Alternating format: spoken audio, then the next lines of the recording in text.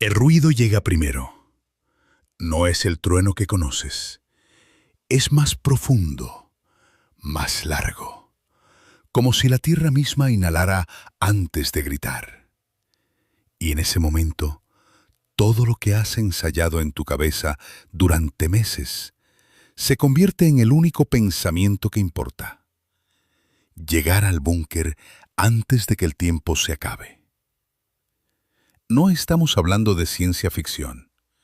Entre 1958 y 1965, el gobierno de los Estados Unidos distribuyó más de 100 millones de copias del Manual de Supervivencia ante Ataques Nucleares. No era propaganda vacía. Era un protocolo diseñado con la convicción de que la guerra nuclear no era una posibilidad remota, sino una certeza inevitable. Bienvenido a la vida dentro del búnker. Si esta clase de historia te quita el sueño de la manera correcta, suscríbete ahora a Pasado Revivido. Cada semana abrimos una nueva puerta al pasado que pocos se atreven a cruzar. Activa la campana para no perderte ningún viaje. La puerta pesa 250 kilos. Eso es lo primero que aprende cualquier persona que entra a uno de los búnkeres gubernamentales construidos durante la Guerra Fría. El sonido del cierre, ese golpe metálico final, no es solo mecánico. Es el sonido del mundo exterior desapareciendo. Los ingenieros del Cuerpo de Defensa Civil calcularon que una instalación media debía soportar una onda de choque de 20 libras por pulgada cuadrada.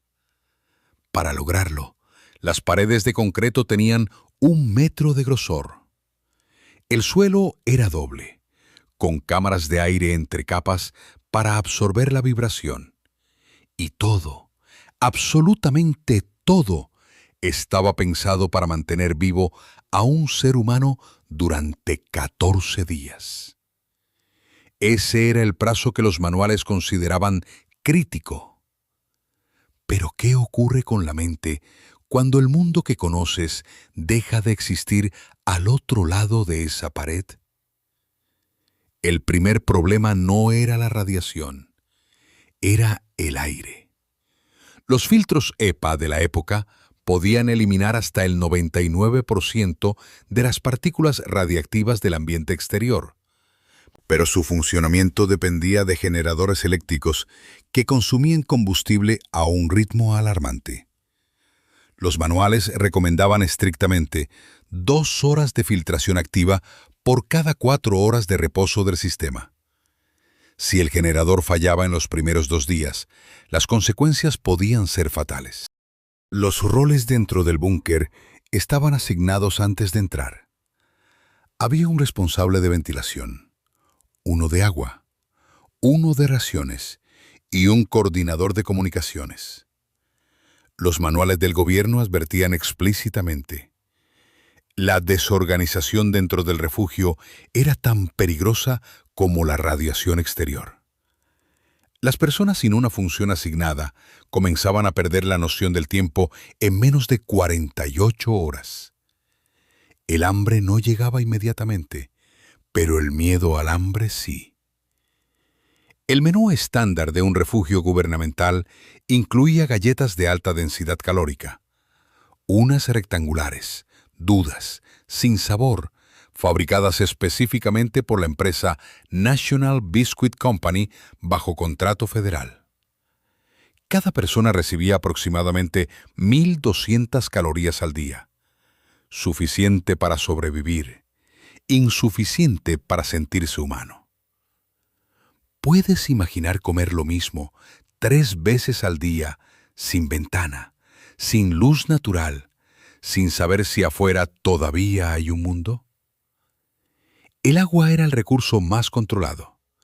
Los refugios de tamaño medio almacenaban entre 4 y 8 litros por persona para 2 semanas. Eso significaba una cantidad cercana a medio litro diario para beber, cocinar y, en teoría, mantener una higiene básica. En la práctica, muchos supervivientes de ejercicios de simulación reportaron que la sensación de suciedad acumulada era uno de los factores psicológicos más devastadores. Los psicólogos que asesoraban al programa de defensa civil habían identificado un fenómeno que llamaron compresión temporal. Bajo tierra, sin acceso a luz natural, el cerebro humano pierde su capacidad de medir el tiempo con precisión en menos de 72 horas. Los participantes en simulacros reportaron sentir que habían pasado semanas, cuando en realidad llevaban 4 días. Algunos perdieron el ciclo de sueño por completo.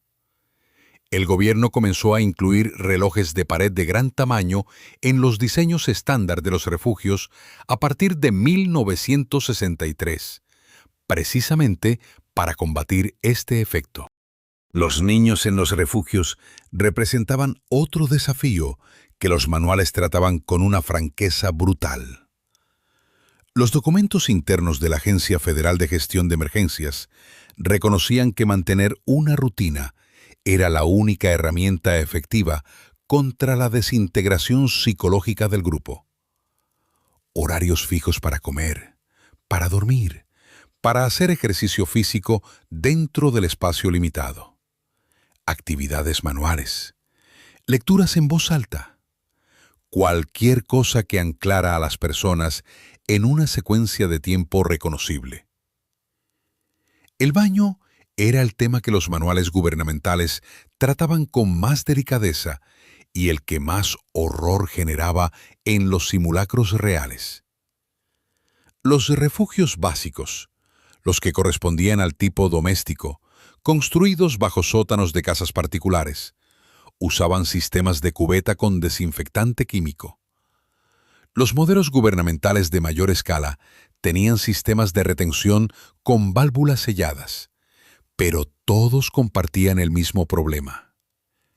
El olor en un espacio cerrado se volvía insoportable en menos de 48 horas. Algunos manuales sugerían, sin ironía, mantener una actitud positiva ante las incomodidades compartidas. La radio era el pulso que conectaba el búnker con lo que quedara del mundo. El protocolo CONELRAD, Control de Radiación Electromagnética, fue establecido en 1951 y obligaba a todas las emisoras civiles de los Estados Unidos a transmitir en las frecuencias 640 o 1240 AM en caso de ataque nuclear. Desde el búnker, escuchar esa señal específica significaba que alguien, en algún lugar, todavía transmitía. Y también podía significar que los mensajes de alerta habían cesado, porque ya no había nadie que los transmitiera. El día 14 era el momento que los manuales describían como el umbral de reapertura. Se suponía que para entonces los niveles de radiación exterior habrían caído lo suficiente como para permitir una exposición breve con protección básica. El protocolo indicaba salir en grupos de no más de 3 personas, con medidores Geiger, y regresar en menos de 30 minutos. No para explorar, solo para evaluar si el mundo de afuera todavía era habitable. Y ahí estaba la pregunta, que nadie en los manuales respondía con claridad. ¿Qué hacías si el medidor indicaba que todavía no era seguro salir? El protocolo extremo de los búnkeres de la Guerra Fría no era solo un ejercicio de ingeniería. Era un intento desesperado de convencer a millones de personas de que la civilización podía sobrevivir a su propia capacidad de destrucción. Los manuales, las galletas sin sabor, los cronogramas de ventilación, los relojes de pared gigantes. Todo formaba parte de un argumento silencioso que el gobierno le hacía a sus ciudadanos. El argumento de que valía la pena seguir viviendo. Hoy, Muchos de esos búnkeres siguen ahí, sellados, olvidados debajo de edificios de oficinas, debajo de parques, debajo de escuelas. Las galletas que nunca se comieron se desintegraron hace décadas. Los manuales están amarillos, pero el protocolo extremo que diseñaron aquellos ingenieros y psicólogos de los años 60 nos deja una pregunta que todavía no tiene respuesta fácil. Si mañana sonara esa sirena, ¿cuántos de nosotros sabríamos realmente qué hacer? Déjanos en los comentarios qué civilización o qué periodo de la historia quieres visitar la próxima vez. Y si este viaje al pasado te dejó con más preguntas que respuestas, aquí al lado tienes otro video que no querrás perderte. Suscríbete a Pasado Revivido. El tiempo siempre nos está esperando.